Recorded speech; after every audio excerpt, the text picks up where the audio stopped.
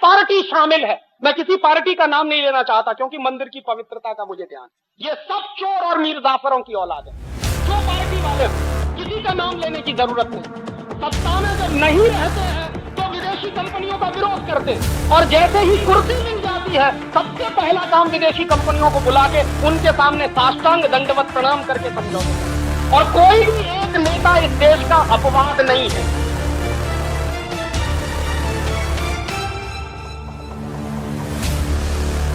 बना दी। और मैं आपसे यही कहने आया हूं कि 1757 में तो एक मीर जाफर था, आज हिंदुस्तान में हजारों मीर जाफर।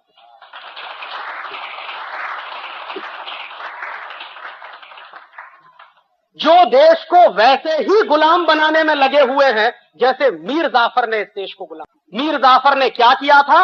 विदेशी कंपनी को समझौता किया था बुला के, और विदेशी कंपनी से समझौता करने के चक्कर में उसको कुर्सी मिली थी और पैसा मिला था। आज जानते हैं हिंदुस्तान का जो नेता प्रधानमंत्री बनता है, हिंदुस्तान का जो नेता मुख्यमंत्री बनता है, वो सबसे पहला काम जानते हैं क्या करता है?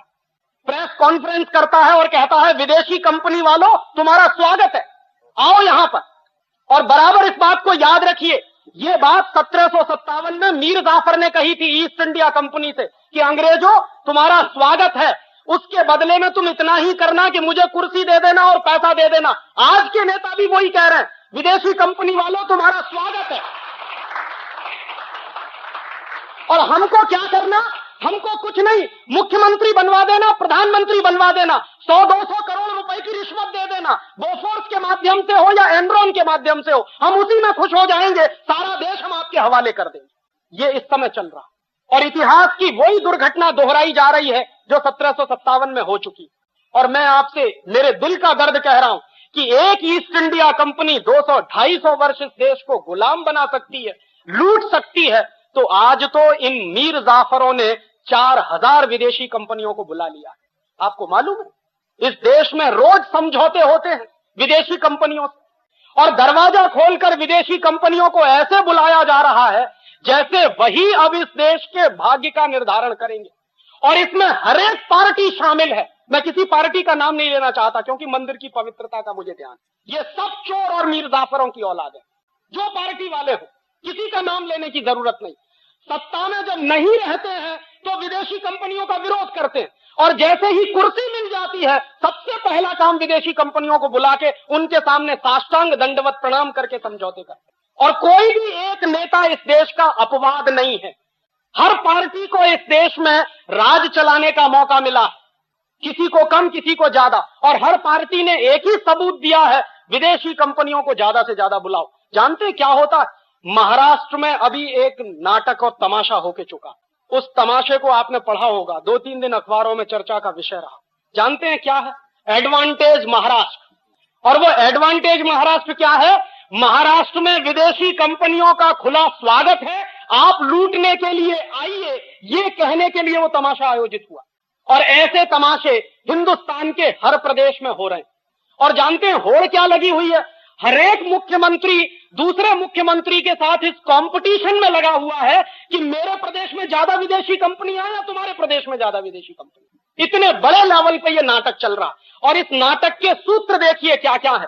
अभी तक क्या था कि विदेशी कंपनियों को बुलाने के लिए इस देश में कुछ कायदे थे, कुछ कानून थे, उनके चलते वो ज्यादा से ज्यादा 39% की पूंजी लेकर आती थी। सरकार ने फैसला किया लिबरलाइजेशन के नाम पर कि अब विदेशी कंपनियों को 39% से 51% तक पूंजी लगाने की खुली छूट है, और 51% के बाद 74% तक विदेशी पूंजी लगाने की छूट है। और अब फैसला हो गया है कि 100% तक पूंजी लगाने की खुली छूट है, माने 100% विदेशी कंपनियों को खुली छूट है। वो आ रहे हैं, पहले आए थे ध्यान रखिए बंदूक लेकर तलवार लेकर लूटने के लिए। अब की बार लूटने को उनके लिए बंदूक और तलवार की जरूरत नहीं है, उनको यहां अपनी सरकार बनाने की जरूरत नहीं है। जब यहां का हर नेता मीर जाफर हो गया है तो उनको जरूरत क्या है रॉबर्ट क्लाइव को भेजने की। और बहस पता है क्या चल रही है? अगर ध्यान से आप पढ़ते हो तो अखबारों में अभी एक बहुत बड़े नेता का बयान आया, मैं उसका भी नाम नहीं लेना चाहता। एक बड़े नेता जो बहुत जिम्मेदार माने जाते हैं, इस देश के एक्स फाइनेंस मिनिस्टर रहे, उनका बयान पता है क्या? उनका ये कहना है कि हरेक पॉलिटिकल पार्टी के एमपी को पार्लियामेंट के अंदर विदेशी कंपनियों का एजेंट बनने की खुली छूट मिलनी चाहिए। ये उनका बयान है। और क्यों? क्योंकि हमको दलाली खानी है हर एक कंपनी से, तो हिंदुस्तान में दलाली खाने की खुली छूट मिलनी चाहिए। और इस खुली छूट को देने के लिए अगर कोई कानून बनाना पड़े तो वो कानून हिंदुस्तान के पार्लियामेंट को बना लेना चाहिए। ये बयान एक बहुत बड़ी पार्टी के बहुत बड़े नेता जो वित्त मंत्री रह चुके हैं उनका है।